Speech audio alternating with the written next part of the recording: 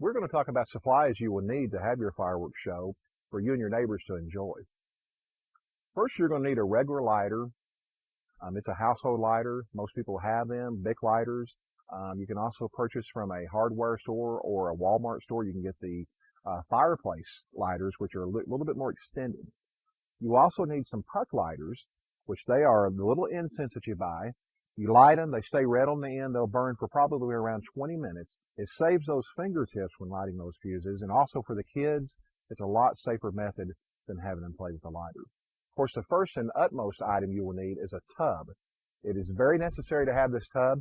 You will need to get it or a bucket, a 5-gallon bucket. Fill it up about halfway with water. Keep it setting next door to your location of where you're going to shoot your fireworks. This is in case you have a dud or a misfire. You will know how to properly dispose of that because it needs to be submerged in the water. That way you're safe and your audience is safe also.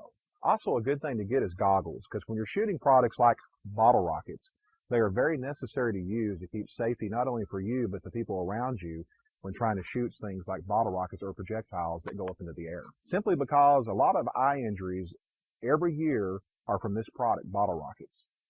All the fireworks that you shoot are usually safe. You have minimal injuries, but the bottle rocket is the most common type of injury for the eye in fireworks throughout the U.S.